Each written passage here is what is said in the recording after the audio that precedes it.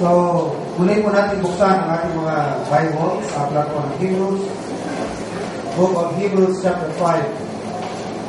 Na-announce ba yun from the verse mamaya? Hindi na-announce, ano? Ikalawang Pedro, 2 Peter, ang ating both the verse. Ayan, hapon. So please come back this afternoon at 1 o'clock. Sa August 27, we were invited to attend the Missions Conference of PBCM Batasan. So, start po yan ng 9 in the morning up to 6 p.m. So, hindi na po tayo magkakaroon ng Missions Conference dito sa atin. Doon na lamang po tayo makikinig Missions Conference. So, that will be on August 27, Saturday. Ano po maka-attend po.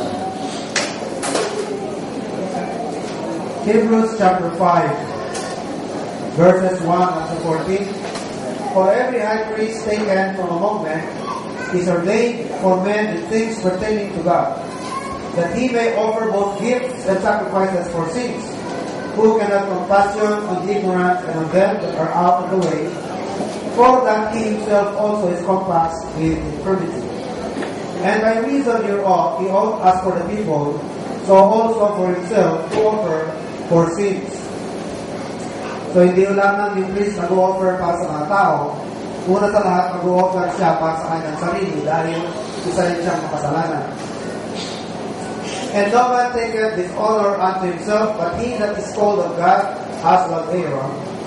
So also Christ glorified not himself to be made an high priest, but he that said unto him, Thou art my son, today I have begotten thee. As he saith also in another place, Thou art a priest forever, after the order of Melchizedek, who in the days of his flesh, when he had offered up prayers and supplications with strong crying and tears unto him that was able to save him from death, and was heard in that he feared. Though he were a son, yet learned he obedience by the things which he suffered, and being made perfect, he became the author of eternal salvation unto all them that obey him, called of God and high priest, after the order of Melchizedek, of whom we have many things to say, and hard to be uttered, seeing your dull of hearing. For when for the time you ought to be teachers, you have need that one teach you again, which be the first principles of the oracles of God, and have become such as have need of milk, and not of strong meat. For everyone that useth milk is unskillful in the word of righteousness, for he is a babe, but strong meat belongeth to them that are of full age, even those who by reason of use have their senses exercised to discern both good and evil. The satisfaction of Christ. As I said, itong title na satisfaction of Christ, we do not mean to say na si Christ ang sinasatisfy, but it is Christ who is doing the satisfying.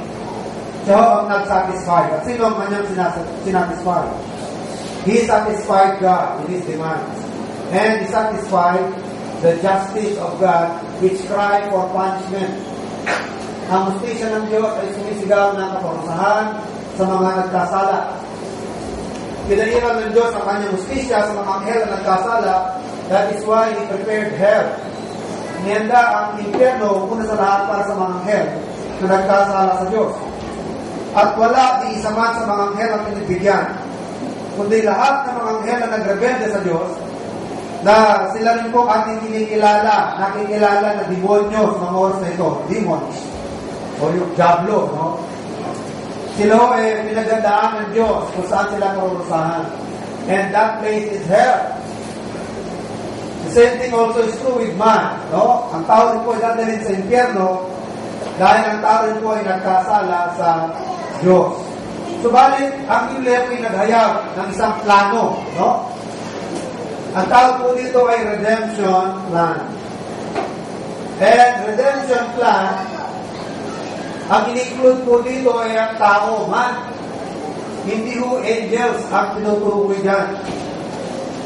So, inihayag sa atin ng Diyos ay isang plano tungkol sa pagliligtas sa tao. Ano?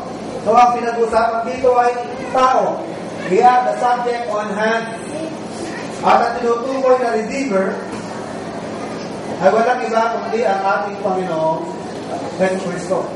Yun ang kadahilanan kung bakit we have all these teachings about the satisfaction of Christ, His priestly office, lahat yan mga kapatid upang may sakatuparan itong kaligtasan para sa tao. That is why our lesson today is about the satisfaction. Dahil kung di mo na-satisfy ang Diyos, if God is not satisfied, His justice is not satisfied, there is no such thing as redemption. Walang katubusan sa tao. No? Walang katubusan sa ating mga kasalanan. So, itong satisfaction natin kung pinag-usapan ay may kinalaman po sa priestly office o sa priesthood ng ating Panginoong Yesu Cristo. We just said this morning that the Lord Jesus Christ has 3 offices. No? Meron siyang 3 offices. The office of a prophet, the office of a priest, and the office of a king. Yung kanyang pagka-prophet, He performed that during His earthly ministry for 3.5 years. Yung kanyang pagka-priest, ginampanan niya ang kalahati when He made the offering of the oblation. When He gave the oblation or He sacrificed Himself. So natapos po ang kalahati ng kanyang duty as a priest. At yung natitira na gagampanan ng Panginoon ay yung part 2 ng trabaho ng priest, which is the intercession. That's why, according to the Bible, He is now seated on the right hand of God, making intercession for us. So ito yung unang bahagi ng trabaho ng priest, oblation, and then the intercession. So ito po yung tapos na 60%. So ang natitira ay yung 50% na ginagampanan ng Panginoon. That is why He is now seated on the right hand of God, making intercession for us. At yung kanyang pagiging king, that will be in future when He comes as King of Kings and Lord of Lords. Kung sa kanyang first coming, He came as the Lamb of God, which taketh away the sin of the world, sa kanyang second coming or second advent, He will come as the judge, and He will come as the King of Kings and Lord of Lords. So, balikan po natin yung kanyang priesthood. Let's go back to His priesthood. Because we have said the word of satisfaction has relation to His office as a priest. So, ano po ba ang priest? Where do we find the definition of a priest? Hebrews chapter 5 and verse 1. Ano ba ang priest? For every high priest taken from among men is ordained for men in things pertaining to God, that He may offer both gifts and sacrifices for sins. Yan ang definition ng priest. So what is a priest? A priest is a man. Ang priest po ay isang tao. Sabi dito, every high priest is taken from among men. Ang priest ay isang tao. He is a man. At anong gagawin niya? He is duly appointed to act for other men. He is not acting for himself, but he is appointed to act for other people, for other men. Para saan? Sabi sa verse, in things pertaining to God. So the idea which lies under the office is that men, bakit kailangan ng priest? Bakit nag-a-appoint pa ng priest? Para mag-act para sa ibang tao. The idea is this. Kasi ang tao by himself alone, hindi niya kaya i-approach ang Diyos. Nandun yung rational. Nandun ang rason kung bakit ganun. Kasi kung kaya ng tao, na sa sarili lamang niya i-approach ng Diyos, at hindi niya kailangan ang iba pa na gumawa para sa kanya, ng approach sa Diyos, eh hindi niya kailangan ng priest. So bakit kailangan pa ng priest? Dahil nga nandoon yung pangangailangan ng tao na merong maglalapit para sa kanya sa Diyos. Andun yung kanyang feeling na by himself alone, he is not worthy to approach God. Hindi niya kayang lumapit sa Diyos sa kanyang sarili lamang. Nandun yung feeling of guilt, nandun yung feeling of unworthiness, nandun yung feeling of exposure to the danger. Alam niya na kung lalapit siya sa Diyos sa kanyang sarili lamang, exposed siya sa galit ng Diyos. At andun yung feeling of guilt. Guilty siya. Siya po'y naka-offend, ano? At wala siyang kalayaan na lumapit sa Diyos kung sa kanyang sarili lamang. So the idea which lies under the office is that men being sinners do not have liberty of access to God. Therefore, one who has the right,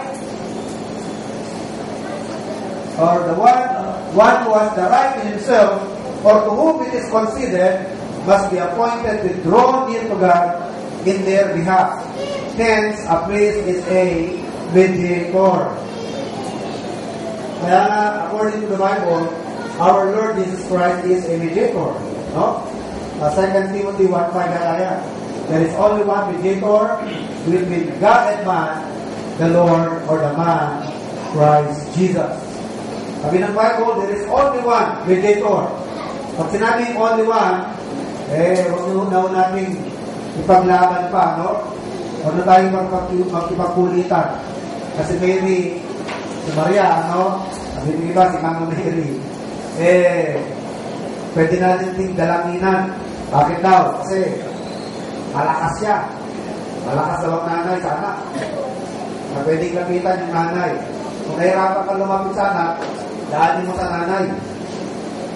Pero tanong mga kapatid, biblical ba yun? Sabi ng Bible, I am the way. Diba?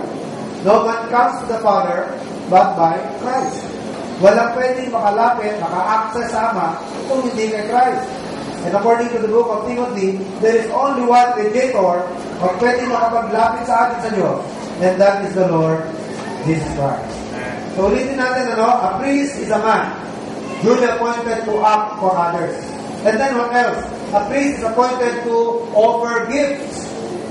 Not only that he is appointed to act for others, pangalawang bagay, he was appointed to offer gifts and sacrifices.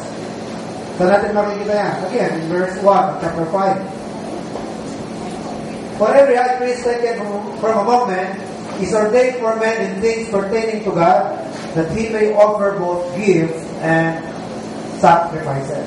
So a priest is appointed to offer gifts and sacrifices for sins. Ano ba yung layo ng gifts na yan? So ito mga kapatid, alam natin ito, naintindihan natin, Kung merong galit ang isang tao sa atin, girlfriend mo, misis mo, o sino man tao na nasaktan mo ang kalooban, anong gagawin mo bilang isang na-open? Naalala ka ng, peace offering. Naalala ko yung close friend ko sa Santa Rosa ng araw, nalilika, bagong kasal sila. Kahit kasal na, parang hindi pa niya parang nakalimutan niya, nakasal na siya. Nakalimutan niya na may asawa na siya kasi bago pala kasal Parang niya nalilimutan na may asawa na pala siya. So, yung oras ng uwi, minsan, di siya nakakauwi ng dapat, nasa bahay na siya. Nag-stay pa siya ng matagal sa mga kwentuhan niya, kami, ganyan. Uy, sabi niya, dapat na pala akong uwi. Di, alam ko na, sabi niya. Dali lang yan. Tapos, kinabukasan, kamustahan niya, ano nangyari? Hindi naman nagalit. Ano bang gusto niya? Ito o ito? Ito. Pansin o puto? Kala ko, manununtok. Anong gusto mo? Kaliwa o kahit sa tuntok? Di ba yun? Yung palang kamay ang niya, may dalang may bisbit na nagisang suko. Anong gusto mo? Pansin o puto? May peace offering agad. Pagkatok ng bahay, agad niya, nakamamewa. Anong gusto mo? Ito o ito? Kumain muna tayo, gano'n kung dala. Pansit o puto. So, alam po natin na kung meron tayo na offer, at gusto natin ma-appease, we offer, di ba? We offer gifts. At ano yung gift na yan? Pang-peace offering natin. Ganon din po sa atin, mga kapatid, We offended God. So, hindi tayo makalapit-lapit sa Diyos. Naganap tayo ng maglalapit sa atin sa Diyos. Kaya nga, merong priest. And our high priest is Christ. At kung siya po'y priest, ang priest dapat may ino-offer. So ang ating Panginoon, meron siyang ino-offer. At ang ino-offer ng Panginoon, hindi po ito ang mag-send sa Diyos. Ang ino-offer niya ang kanyang dugo. Ino-offer niya ang kanyang sarili. Pinaka-best na pwedeng maialay. So a priest is appointed to offer gifts and sacrifices for sins. His function is to reconcile man to God, make expiation, present their persons, acknowledgments, and offerings to God. No, basahin po natin ang Hebrews 10. Mag-jump tayo ng ilang chapters. No? Hebrews 10, 12, and 14. Hebrews 10, 12, and 14. But this man, after he had offered one sacrifice for sins forever, sat down on the right hand of God. 14. For by one offering he has perfected forever them that are sanctified. And what is that offering? Ano? Yan ay yung kanyang sarili. Verse 10. For by the which will we are sanctified through the offering of what? Verse 10. Of the body of Jesus Christ once for all. Inoffer ng Panginoon ay ang kanyang katawan. Number 3. So number 1, a priest is a man duly appointed to act for others, for other men. Number 2, a priest is appointed to offer gifts and sacrifices for sins. And then what else? According to Hebrews 5:1, a priest makes intercession for the people. So lahat yan, mga kapatid, nandiyan sa verse 1, no? Of chapter 5. A priest makes intercession for the people. He prays not as a man prays for another man, but urges the efficacy of his sacrifice and the authority of his office as grounds on which his prayers should be answered. So matapos na ma-appoint siya as priest, sa ngayon, magdadala ng sacrifices, mag-offer, at pag na-offer niya yan, saka niya ngayon sisimulan yung kanyang pleading. Saka niya sisimulan yung kanyang interceding. At ano yung ginagamit niya? Basihan kung dapat siya pinakikinggan sa kanyang pleading. Yung kanyang gift, yung kanyang sacrifice. Na yung kanyang sacrifice, kung hindi man sapat, sobra. Para bang katumbas nung kinakailangan. Yung bilang kapalit, alam namang ang bigat-bigat ng katraso sa ganung bagay lang, tapos na. Hindi ganun na kailangan. Kung hindi man kapantay, at least sobra pa yung binayad mo para mapagbigyan. Mapawalang sala. Kunyari, nakapatay. Tapos, brad, huwag na magalit ito. Lilipin ito. Ano gusto mo? Skyflakes? Ano gusto mo? Skyflakes? Gusto mo? Dagan mo pa.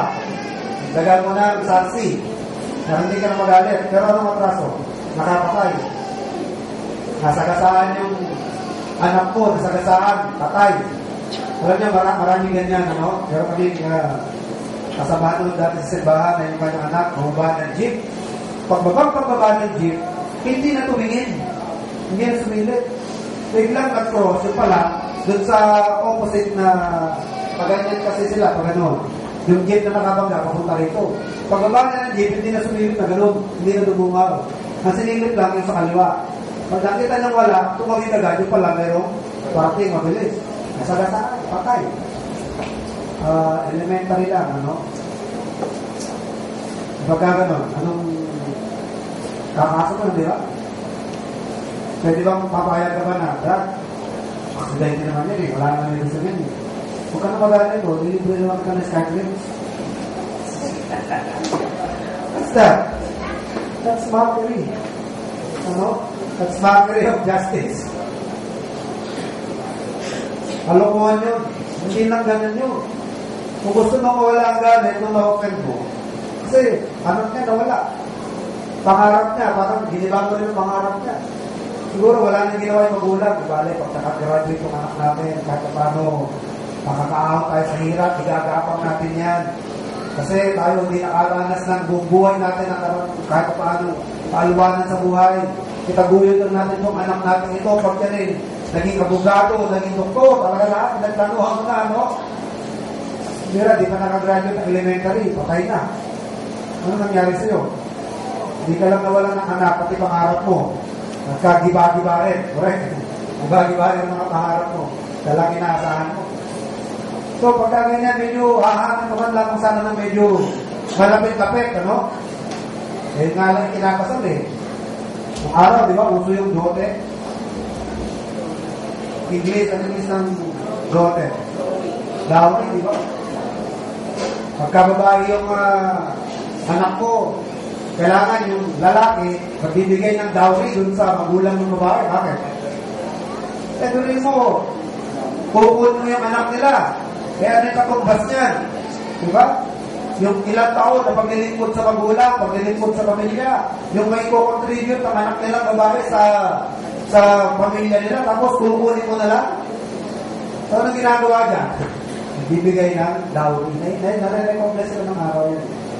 Yung mga dowry in form of what? Form of wealth, treasure, ganyan. Yung araw, lupa. Yung dote bang lupa? Dowry, lupa. San, kalabaw.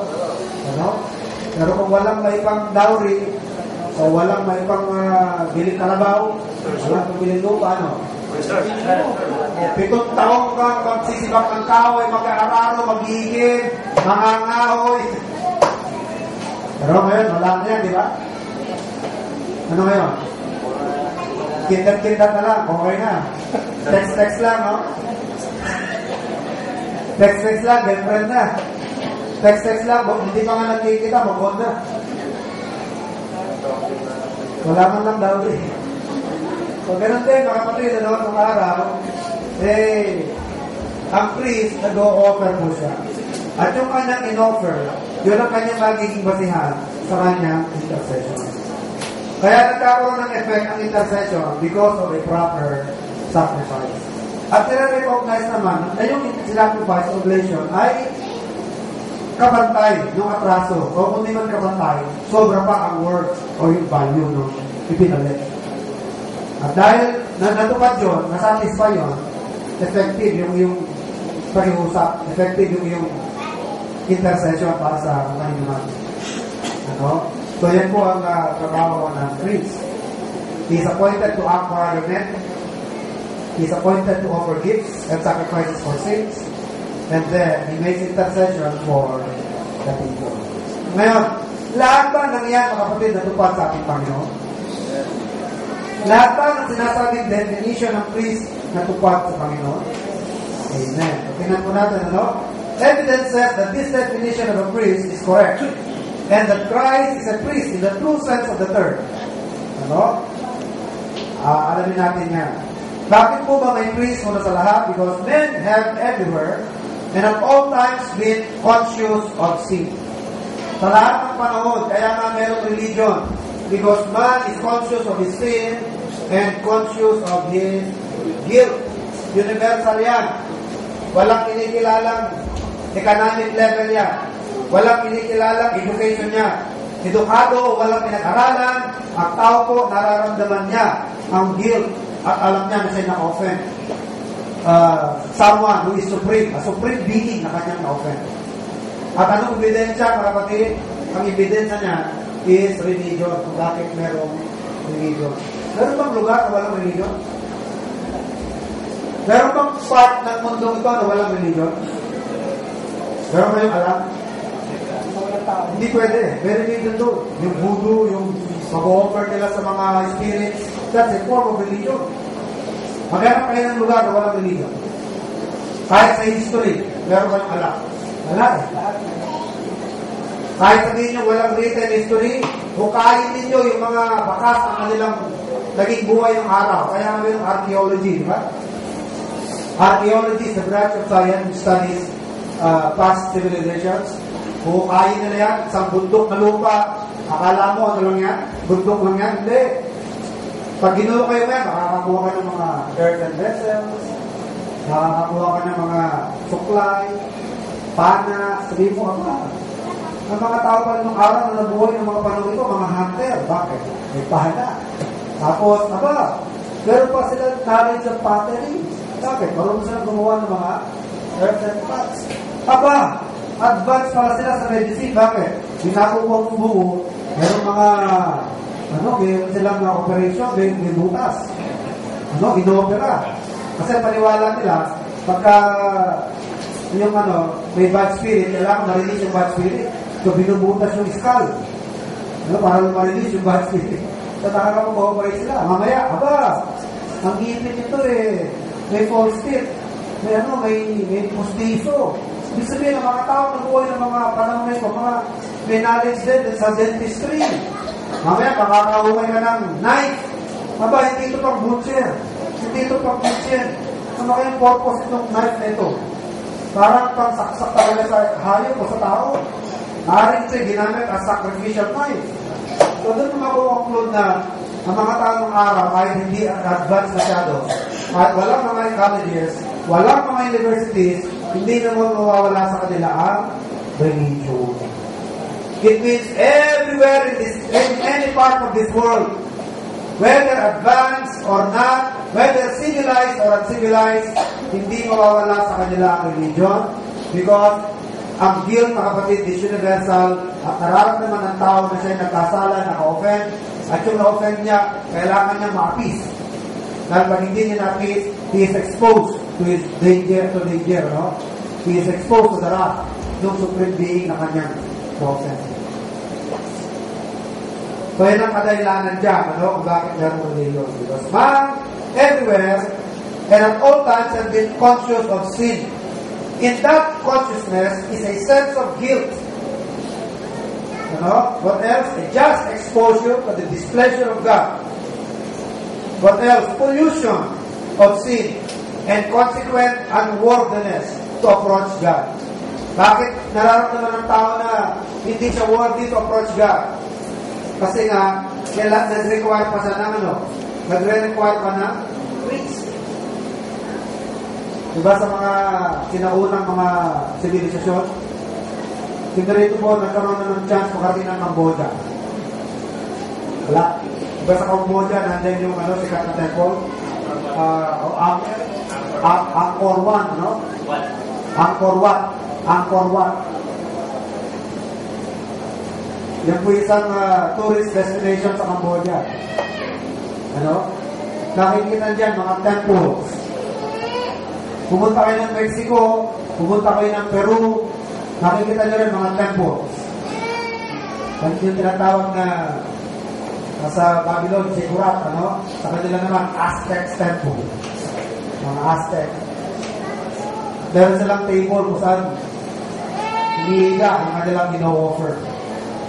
At nakikita nyo dun sa mga walls, nakikita nyo sa wall, meron mga priests na nagpe-perform ng pagsasacrifice.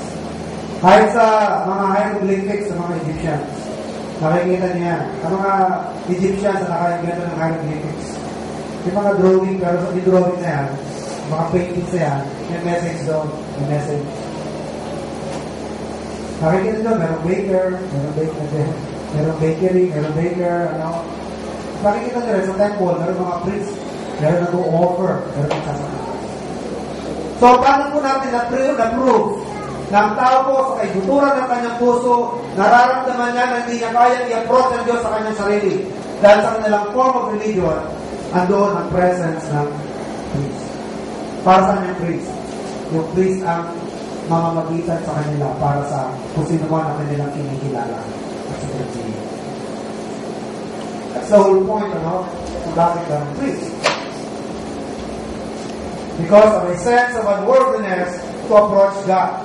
So men's conscience or the laws of their moral nature taught them both the necessity of the expiation of guilt by a satisfaction of divine justice and their own inability and unworthiness to make any adequate atonement or to secure by their own efforts the favor of God. Sino ang nagturo sa tao na kailangan niya ng Kristo? Sino ang nagturo sa tao na kailangan ma-expiate yung kanilang kasalanan? Sino ang nagturo sa kanila na kailangan merong propitiation o mag-propitiate ang Diyos? Sino nagturo sa kanila? Ang nagturo sa kanila ay ang kanilang conscience. What else? Ang nagturo sa kanila ay yung kanilang moral nature. Ano po ba ang nature ng tao? Man is said to be moral being. Tayo po ay moral being. And moral beings know what is right from wrong. Unlike the animals, na walang knowledge ng right and wrong. Kaya tinatawag sila ng mga amoral, di ba? Amoral beings. Pero ang tao, tayo po ay moral beings. Whether you have knowledge of God, or without any knowledge of God, or without any knowledge of the Word of God, your moral constitution, at yung conscience, nagsasabi sa iyo na you have violated God, you have offended God. Kailangan mo siya ma-propitiate at kailangan ma-expiate ang iyong kasalanan. Kailangan mabura ang iyong kasalanan. Kailangan magkaroon ng karapat-dapat na pantakip dyan, pang-cover sa kasalanan mo. Dahil kung hindi mo na-cover up yung kasalanan na yan, mananatili ang galit ng Diyos sa iyo. So, yan ang kailangan mga kapatid kung bakit kahit walang Bible, kahit wala pang preaching ng araw, ang mga religion ng araw ay merong priest. At meron silang form of religion at form of sacrifices. So, let's continue. They have therefore sought for someone or some class of men to act in their behalf and to do for them what they know must be done and what they are convinced they cannot do for themselves. Hence, the appointment of priests who always be regarded as men whose business is to propitiate God by expiatory sacrifices, oblations, and prayers. So dahil sa dikta ng kanilang konsensya, dikta ng kalikasan ng tao bilang moral nature, alam niya na siya nagkasala, sila mo'y naghanap ng priest or somebody or class of men who must do the expiation for them, who must do the oblation, the prayer, and the sacrifices for them. At yan mga kapatid, hindi naman kinikriticize yan. Dahil ang Diyos mismo nagturo na kailangan ng pagsasacrifice. Kailan mo ba naganap ang kauna-unahang pagsasacrifice?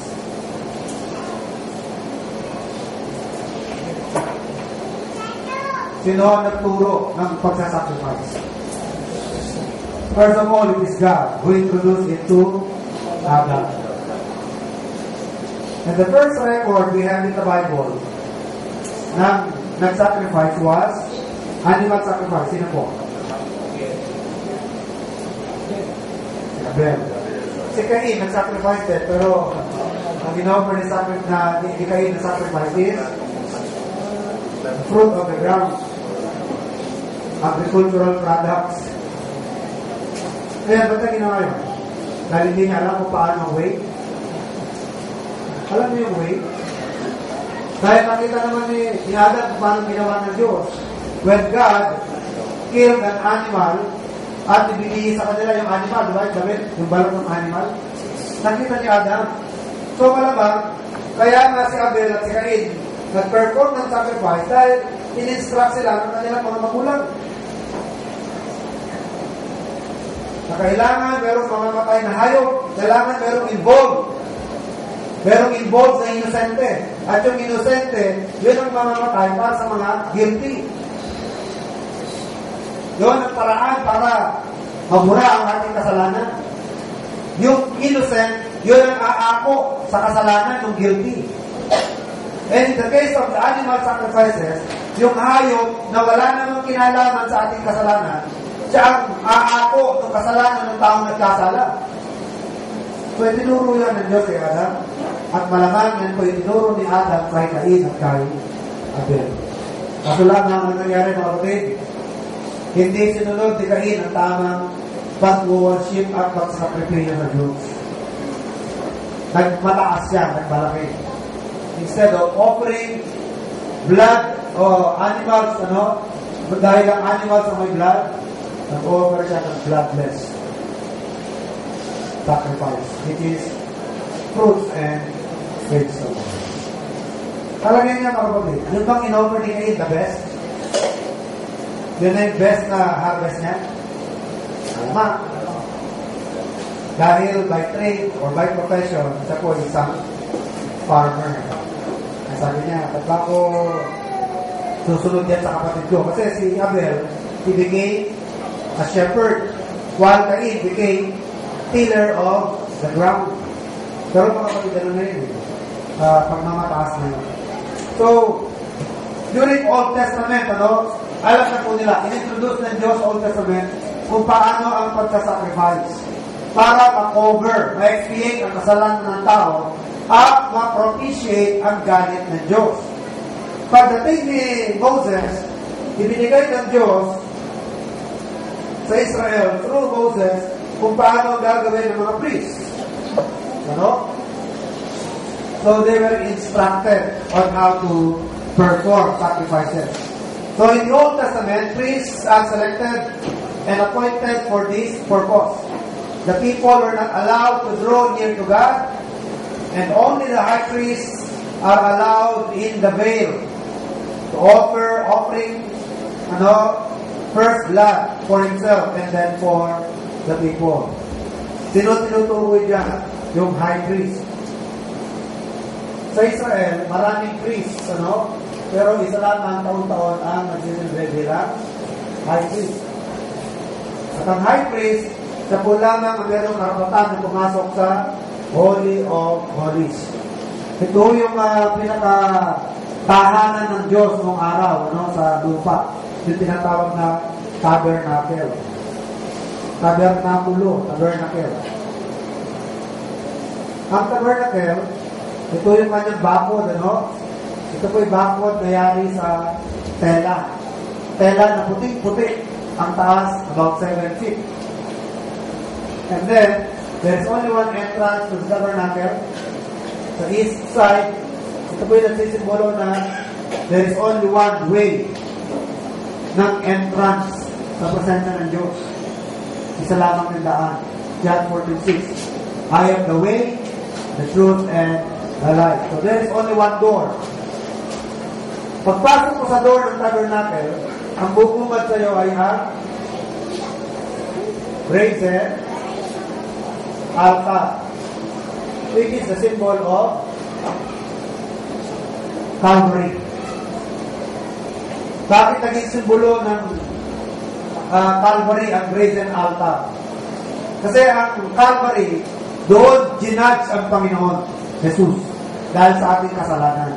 Doon sa namatay dahil sa ating kasalanan.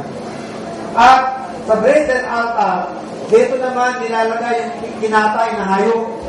At diyan sinusunog. Remember, fire is symbol of what? Fire is symbol of judgment. Nilalamon ng apoy yung sakripisyo. Parang inuhusgahan, So, the brazen altar symbolizes Calvary kung saan namatay ang ating Panginoon at ginudge dahil sa ating mga kasalanan. And then, pag ikaw ay nagkaroon na ng relasyon sa Panginoon, mananampalataya ka na, ang susunod mong sasalubong, papasok dito sa holy place. Ito kasi yung holy place, This is the holy place. At ang holy place na yan, meron pang division niya. Ito yung holy place, ito naman yung holy of holies. O dakong kabanal-banalan. Ito yung sanctuary, hatatin mo yung sanctuary sa dalawa. The holy place and the holy of holies. Dito sa holy place, dito yung table of showbread. Nandito yung altar of incense. Nandito naman yung 7 candle stick. Yung pinaglalagay ng yung pinagsisindihan ng kanilang candelabra. Ang itsura niyan is like this, Yan. Kahit sa mga sinagogue ng mga Jew, nakakakita pa rin ngayon mga miniature. Nakakita na kayo ng sinagogue ng mga Jew, merong item na ganyan. At yan, hindi ho yan nilalagyan ng kandila kasi hindi pa naman usok candle ng araw. Ang nandiyan, oil, tapos may mitya, sinisindihan yan. Ito naman yung altar of incense. Diyan sila nagsusunog ng kamangyan at saka sila nananalangin. Simulo na yung kanilang panalangin ay ini-offer sa Diyos. At dito naman yung table na pinagpapatungan ng tinapay na walang levadura. So itong lugar na ito, mga kapatid, ito ang nagsisimbolo sa fellowship with God. Pwede ka makapasok, maka-access into fellowship with God. Pero bago mangyari yan, hindi ka pwede mag-shortcut. Akit ka sa bakod, hindi pwede. Kailangan dadaan ka sa pintuan. Ibig sabihin, there is only one way of access to God, and that is through the door. Sabi ni Christ, I am the door. By me, if any man enter in, he shall be saved and find pasture. He shall go in and out and find pasture. Who is the door? Sabi ni Christ, I am the door. I am the way, the truth, and the life. So, paano ka magkakaroon ng entrance at access sa presensya ng Diyos? Dadaan ka sa door at dadaan ka muna sa brazen altar, which symbolizes Calvary. Tandaan nyo, wala tayong magiging relasyon sa Diyos na hindi kayo dadaan sa krus ng Kalbaryo. Na hindi nyo sasampalatayanan si Kristo na namatay doon sa krus ng Kalbaryo bilang pambayad sa inyong kasalanan. Kung hindi nyo kiniklaim yung dugo ng Panginoon na nabuwis at yung kanyang buhay na inihalay niya sa krus ng Kalbaryo at pinagmamalaki natin yung ating good works para matanggap tayo ng Diyos, hindi kayo matatanggap ng Diyos. Tayo po'y matatanggap lamang ng Diyos in behalf of what He has done, of what Christ has done for us on the cross of Calvary. At pag nangyari yan, you will become a child of God. At pagkaanak ka na ng Diyos, you can now have fellowship with God here. Kaya nga tayo lamang yung nakakasigaw ng panalangin ng Abba, Father. Ano yung Abba, Father? Yan po yung ating pag-recognize sa Diyos bilang ating Ama. Kasi ang pakiramdam ng mga walang relasyon sa Diyos ngayon is a formal kind of relationship. Hindi personal. Kunyari, dalawang estudyante. Yung isa, ordinary student. Yun namang isa, estudyante na, anak pa. Pareho ba sila ng billing? Formally speaking, kailangan pag nasa eskwelahan, paano tatawagin ng bata yung kanyang nanay? Pwede niya sabihin na, Mama, alam mo sagot yan, Mama. Ganun ba?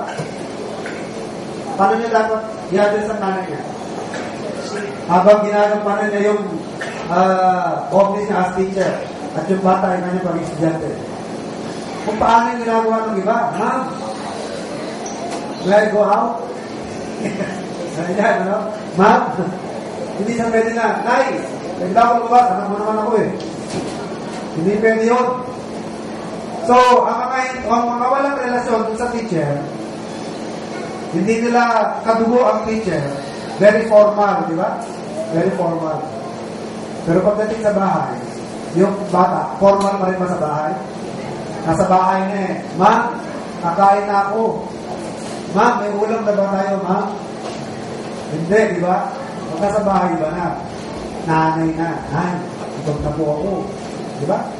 Ganon din tayo mga kapatid. Ang mga unbelievers, tumatawag din sa Diyos, pero medyo ilang, medyo naiilang. Very formal, Pero tayo mga kapatid, pag tumawag sa Diyos, hindi yung para bang takot na takot tayo sa presensya niya. Hindi ganon eh. Nasa atin yung feeling na parang tatay at tawag natin sa kanya. Tatay. Yun ang ibig sabihin ng Abba. Ama ko, para ka nagsusumbong, tatay ko, nagugutom ako, wala kang ito. May pangangailangan ako, tayo. Tayo, may pangangailangan ng ganito. So tayo na ngayon, ang meron ganun. Meron ka ng karapatan, may access na makipag-fellowship sa Panginoon. Pero dadaan ka muna sa lababo. Ano yung lababo? That is the symbol of 1 John 1:9. Kasi sa lahat ng pagkakataon, hindi ka naman malinis. Kahit malinis ka sa krus ng Kalbaryo, lahat ng kasalanan mo, nahugasan na. Yan ang sinisimulo ng foot washing, di ba? Yung foot washing. Diba sabi ni Peter, Lord, nakakaya naman, huwag na akong hugasan. Trabaho ng alipin yan. Ano sabi ni Christ? Pag hindi ko gagawin ito, wala kang part. Ganun ba? Maglamit pa ako. Paliguan nyo na rin ako.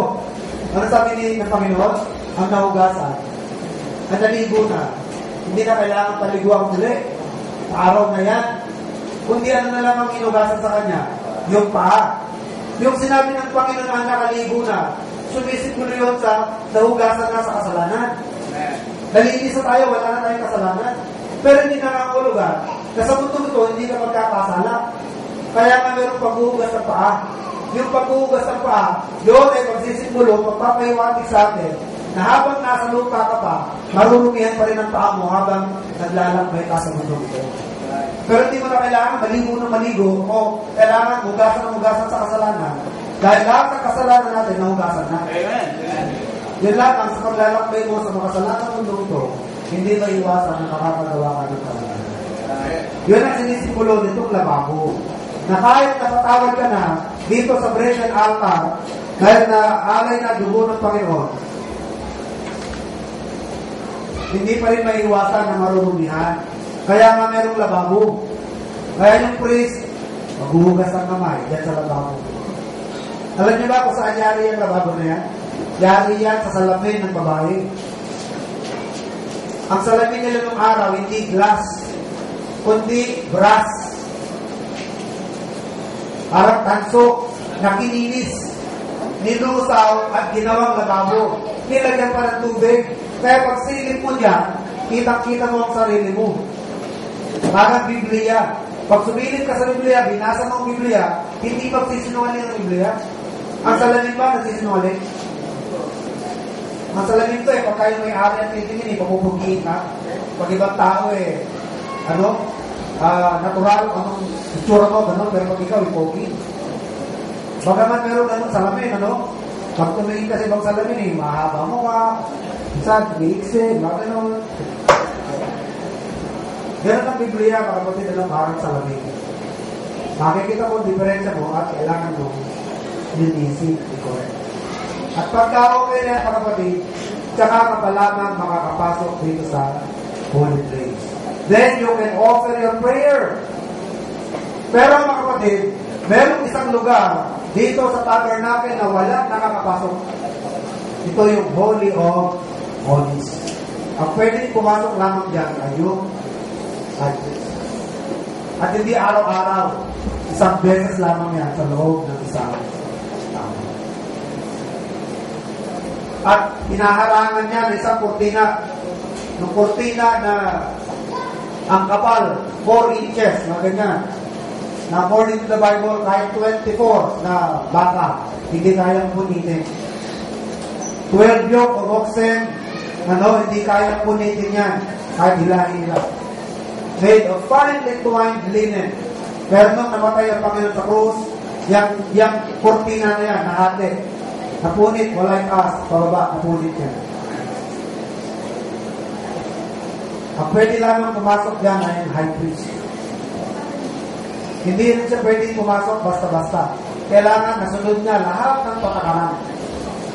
Kaya nga dun sa damit ng high priest, nilalagyan niya ng maliliit na kampana. At nagtatali siya sa bewang ng tali. Para pagpasok niya roon, at namatay siya, pinatay siya ng Diyos. Dahil ganun siya hindi nasunod sa mga instruction. Hindi rin siya pwedeng kunin sa loob ng kahit sino man. Dahil papatayin din sila ng Diyos. Dahil ito po ay napaka-banal na lugar. Hindi pwedeng pumasok ang mga kasama. Pag pinatay ang priest, anong gagawin na yun?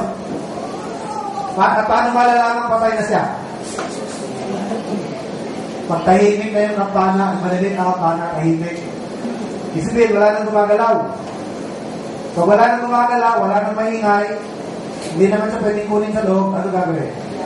Kaya sa may tali, para hilahin. Hihina na lang sa taas. At ito mga kapatid, Old Testament time, Old Testament. And all of these mga kapatid are figure. At pag sinabing figure, yan ba ito? Parang shadow. Yung anino, yun ba ang totoo yung anino? O ang totoo yung may-ari ng anino? Yung picture, yung ba ang totoo? O ang picture, larawan lamang yan ng totoo. So itong Old Testament priesthood and sacrifices are figure of the true. At ang may-ari ng figure nito ay walang iba kundi si Kristo ang ating Panginoon. He is the real high priest and He is the real sacrifice. Kaya nga lahat ng mga tupa, toro na iniaalay nyo ng araw, mga kapatid, yan po hindi talaga nakakapaghugas ng kasalanan. Basahin niyo ang Hebrews chapter 10 verse 1, for it is not possible that the blood of bulls and of goats to take away sin. Kaya sabi ni Christ, therefore, lo, I come in the volume of the book, which is written of thee. Animal sacrifices you do not want, therefore a body hast thou prepared me. Therefore Christ offered Himself, His body, as the perfect sacrifice. At nung mayalay ng Panginoon ang kanyang katawan, alam niyo po ba yung kortina na sinasabi ko na sobrang kapal, hindi kayang punitin? Busaho ng punit yan mula itaas pa baba. Ibig sabihin, we can now access God because of Christ. Amen. Wala nang sagabal. Wala nang madlang para ma-access mo ang Diyos. Inalis na ang kortinang naghiwalay sa atin sa Diyos. At yung kortinang yan ay natin ang katawan ng Panginoon. Nung ialay ng kanyang katawan. Which means, we can now access God through Christ. Kaya sabi ng Biblia, mga kapatid, come now, ang Panginoon po'y nag-aanyaya. Come unto me only that labor and are heavy laden, and I will give you rest. Come now, let us reason together. Though your sins be as scarlet, they shall be as white as snow. Though they be red like crimson, they shall be as wool. So ang tao po, mga kapatid, pwede nang makalapit sa Diyos. Hindi mo na kailangan ng isang pare na kagaya ng ordinaryong pare. Dahil yung mga ordinaryong pare, simbol lamang sila ng darating na tunay. At dumating ang tunay. Kaya hindi natin kailangan ng ordinaryong pare. At ang nag-iisang pare na lamang na totoo ngayon ay ang Panginoong Yesu Cristo. The only true high priest. Siya na lamang po ang naiiwan na high priest. Now, let me close by saying that all the effects or benefits secured by the work of Christ flow from the exercise of His priestly office in our behalf.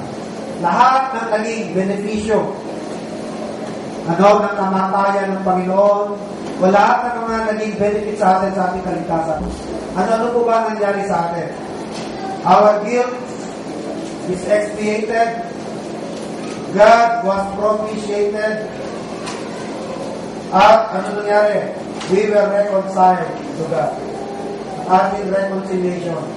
Lahat yan na-secure, mga kapatid, because of the priestly office of the Lord. Amen.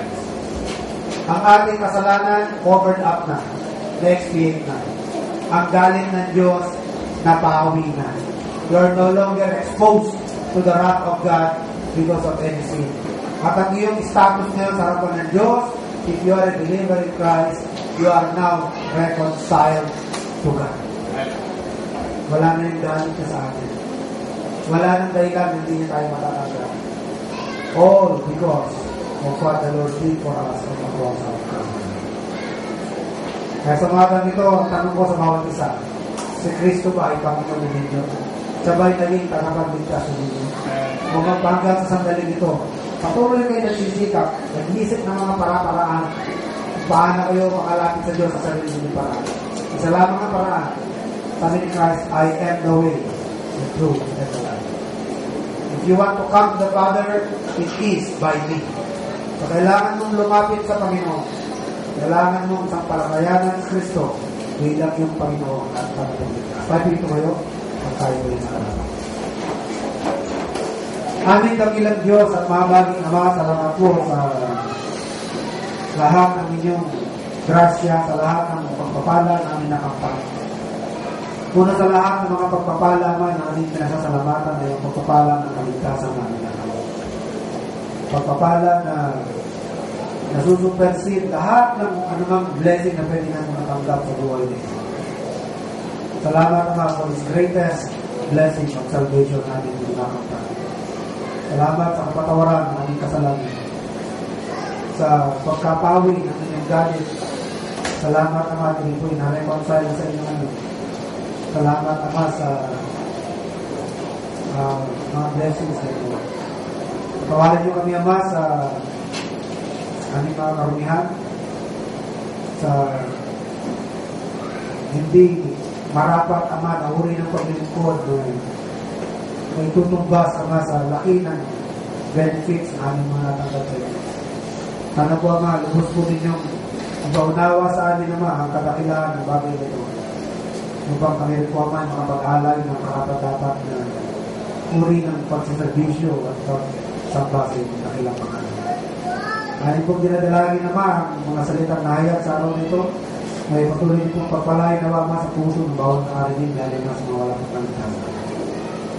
Amin din pong pinapadalangin ang mga kapatid may karamdaman, yung mga magbibigan o siniragin o itulungan po ng kapatid nito.